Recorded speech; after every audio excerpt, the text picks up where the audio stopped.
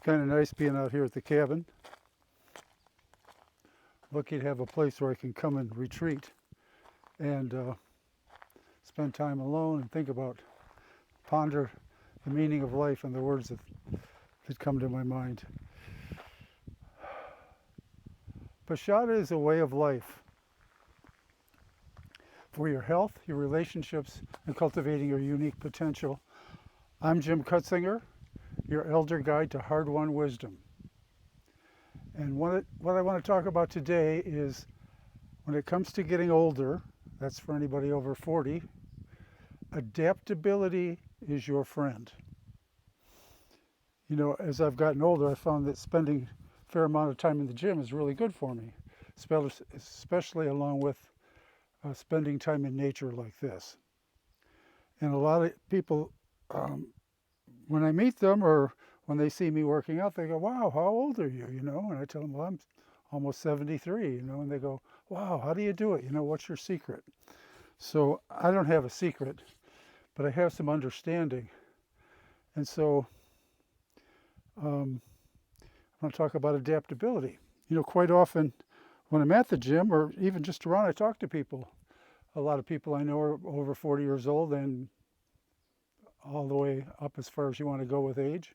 And one of the common things that people say to me is, "Yeah, I used to play tennis, or I used to swim, or I used to bike, or I used to do this or that, you know, when I was younger. And then I had a problem with my knee, so I had to stop." I know guys in the gym too that say, "I can't lift heavy weights anymore because I got too old. I started to have trouble with my shoulder, or I started to have trouble with my elbow, or my neck hurt, or my back hurt, or I started having problems. So I had to stop doing it." I said, "Well, yeah, I had that problem too, and I started doing therapeutic exercises. I started doing things that would make me able to do that sport again." And I can tell with a lot of people, very few people get very interested, but most people will be like, I can tell they've already made up their mind. They've already decided. And I have this idea, this belief, and the experience, and I think many of us will share that as you get older, you're expected to be less capable, to do less, and to be a lot more cautious, and you can't do certain things when you get older. Now, to some extent, that's true. To some extent, that's absolutely true. There is a general tendency for some of our capacities to go down. I'm not challenging that. I'm not saying that's false. But I am challenging it that we can make inroads, that we can choose certain things to do that they're not going to completely reverse the process, but they can really slow it down or even stop it in its tracks for a long time. And sometimes I've totally reversed the process. There's no doubt about it. In a certain area. I'll take a certain area of my life and I'll increase my strength as I get older. My strength I'll get stronger and stronger as I get older. One of the things that people worry about is that, God, that sounds like torture. That sounds like hell. I can't imagine trying to do what he does at my age. That would be ridiculous.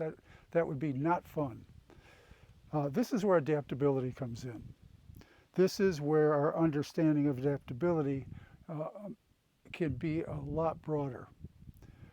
Let me use a couple of examples.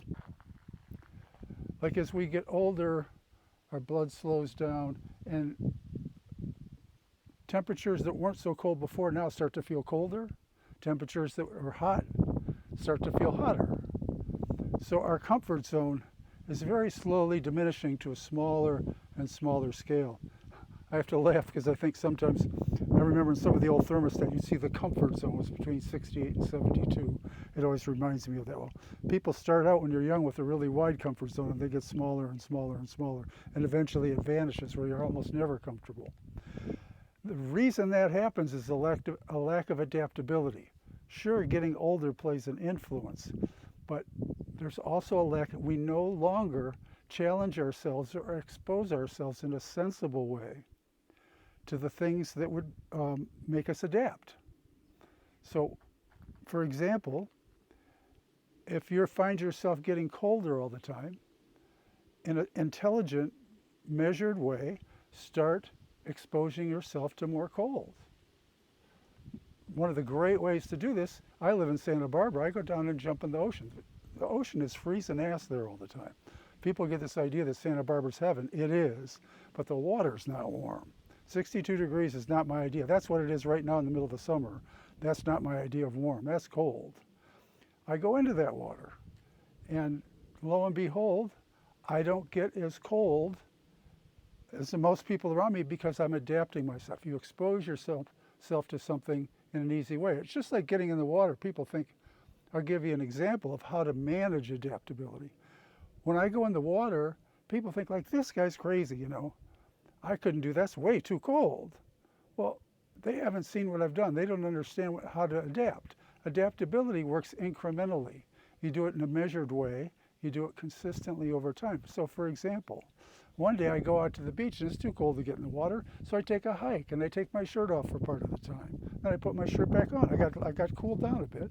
I got pretty cool, didn't go in the water. Next time, 2 days later, maybe the next day, I'll go in and I'll walk with my feet in the water. I'll walk up to my knees or something and walk along like that barefoot. Then I'll take a day or two off. Then I come back and I go in up to my waist maybe, and I go in slowly, and I take it easy, and I see what it feels like. When it's like getting too much, I back off. What that's doing is it's challenging my ability to adapt to the cold. Eventually I go in up to my chest, eventually I jump in for a minute. The first time I jump in for a minute and I swim a little bit, and then I go, wow, this is still really cold. I get out. I don't freeze myself to death. And then I work my way up. And that's how you build health. That's a little mini example of how, oh, my knee hurt, I quit playing tennis. Oh, my neck hurt, I quit lifting weights. Oh, I stopped riding my bike. I'm not saying there isn't a time to stop doing those things, but I'm saying you don't have to. Quite often, most people don't have to. There's a lot of things you can do that allow your body to adapt. Adaptability is your friend with aging. What most of us do is we tend to back off. To engage adaptability, you have to make challenge. You have to challenge yourself, and you have to challenge yourself enough to upset your calm, your composure, the way everything is now. It has to be a little bit of a shock to the system. It has to, like for example, a good exercise for aging is anything that makes you a little off balance. That engages your adaptability. Something that takes you to your edge. It's like when you're learning something new. I can't do this. This is really hard. That's the type of challenge. Something that's difficult, something that's new, but you just do it in a measured way, in a sensible way. You listen to your body. You make the effort, and then you take a rest. Let your body adapt, recover, come back and take a shot at it and go a little farther next time. That's the principle of adaptability. And this is a whole, I'm thinking I would like to write a book about this, because there's a lot to it, and understanding the principles, how to do it skillfully, is a whole nother thing. But I'll give you one more example. I've had a lot of trouble with my knees starting in my 30s.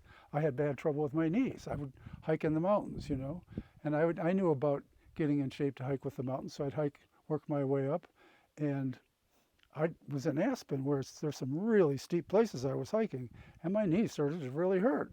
I'm in my 30s, and so I was having knee trouble. I've had arthritic and joint problems since I was in my 20s. I've had it all my life, and I use adaptability to keep my arthritis at bay for over 50 years, and as I've gotten older, I've learned to get better at it. So those knees start hurting me. So what do? I go home and I start doing, one of the things I've learned is just get a lot of blood flowing to your knee. So I just stand up on one leg. That's kind of challenging. And just straighten my leg to whatever feels right and bring it back. And do that 50 times and breathe. Like, I'll hold on to something if I need to. Do that 50 times on each leg. If you can't do 50, do 15. Work your way up to 50. Here's the principle with physiology, is that I believe you can heal, cure, and stay in shape if you just apply one simple principle and you think of circulating blood and circulating breath. And when you do that, and challenging the nervous system. So I'm challenging the nervous system when I try to do something on one leg. I'm breathing with the motion. and I'm pumping that. I don't get the circulation with 10 reps. You see people doing exercise. I see people doing things 10 times. Unless it's really hard, people that are doing things 8 or 10 times, you don't get a healing effect from that. Very little. But when you work your way up to 50, you get a really fast healing effect. It's the amount of circulation. The thing about when we're getting older after 40 is we're fighting stagnation. And so circulation of blood, circulation of the all our fluids, cerebrospinal fluid, the lymph, all that, getting that circulating and keeping it moving in such a way that's enough of a challenge that it calls on our body to adapt, and then resting and then coming back to it.